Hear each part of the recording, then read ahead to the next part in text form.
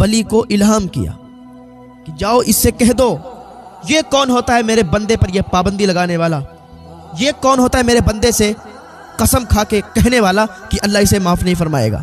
بہت ہی اچھا بیان ہے ایک سید زادی کا، آپ لوگ آگے ضرور سنیں۔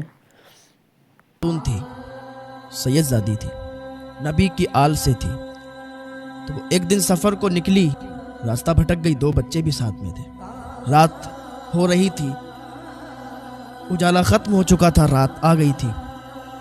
اس نے سوچا کہ اگر ہم سفر کو اور طے کریں گے تو ہو سکتا ہے آگے کہیں جنگل شروع ہو جائے۔ اس کے لیے وہ سوچا کہ اسی گاؤں میں ٹھہر جاتے ہیں، ایک رات کی بات ہے، کسی بھی گھر میں پناہ لے لیتے ہیں، کوئی بھی پناہ دے دے گا اور صبح کو یہاں سے نکل جائیں گے۔ سید زادی تھی، نبی کی آل سے تھی، نبی کی اولاد تھی، ایک مسلمان کے گھر پر اس نے دستک دی۔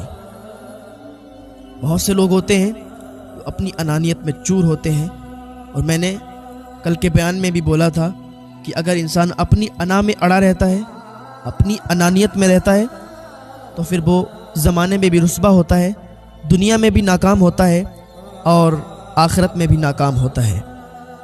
یہ سید زادی ایک مسلمان کے گھر گئی، دروازہ کھٹکھٹایا، اندر سے آواز آئی، کون؟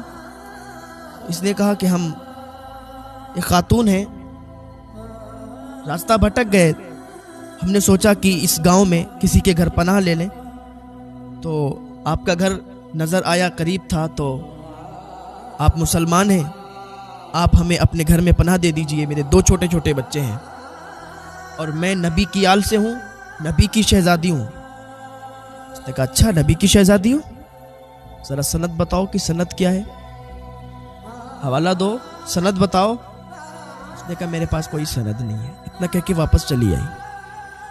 بہت سے لوگ ہوتے ہیں نا کہ وہ اپنی انامت چور ہوتے ہیں، اپنی انانیت میں اڑے ہوتے ہیں اور متکبر ہوتے ہیں، اپنی دولت کے گھمنڈ میں اتنا چور ہوتے ہیں کہ پھر اپنے سامنے کوئی بھی آئے انہیں کچھ بھی نہیں سمجھتے۔ اور پتہ ہے یہ دولت جس پر ہم فخر کرتے ہیں، ناز کرتے ہیں، یہ سب ختم ہونے والی ہے۔ وہ دولت کس کام کی ہے جو کسی کے کام نہ آ سکے؟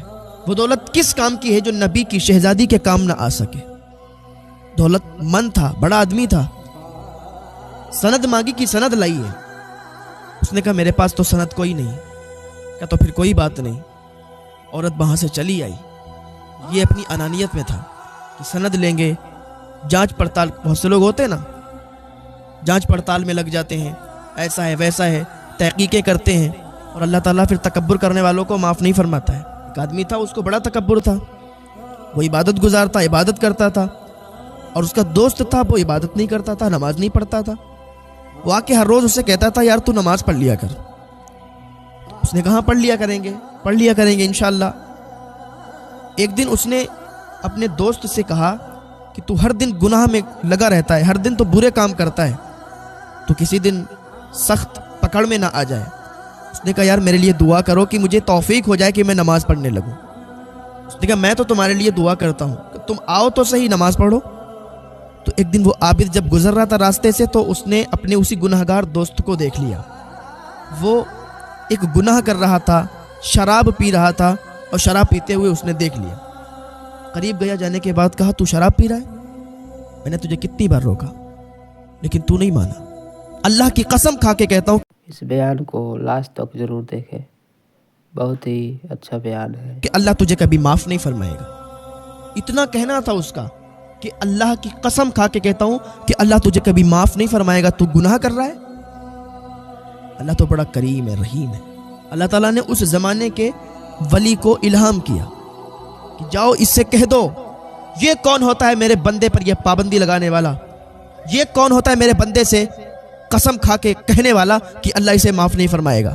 میری بخشش میں کوئی کمی ہے، میں جس کو چاہوں گا اس کو معاف فرماؤں گا۔ اس ولی کو الہام ہوا اور وہ ولی آیا اللہ کا پیغام لے کے کہ اللہ تعالیٰ نے تیری ساری عبادت کو رد کر دیا ہے، تو نے یہ کیوں کہہ دیا کہ اللہ کی قسم تو کبھی معاف نہیں کیا جائے گا۔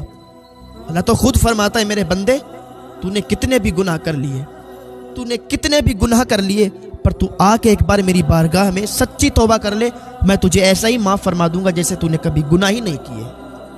تم کون ہوتے ہو کہنے والے کہ اللہ کی قسم تجھے اللہ معاف نہیں فرمائے گا؟ کون ہوتے ہو؟ ولی آ کے کہتا ہے اللہ نے تیری ساری عبادت کو رد کر دیا ہے، اللہ نے تیری ساری عبادت کو برباد کر دیا ہے، تیری عبادت میں اب اس میں کوئی حصہ نہیں ملے گا، اور اللہ تعالیٰ نے اس گناہ گار کو معاف فرما دیا ہے۔ مولانا تحسین جیلانی صاحب کا اچھا بیان سننے کے لیے ہمارے چینل کو سبسکرائب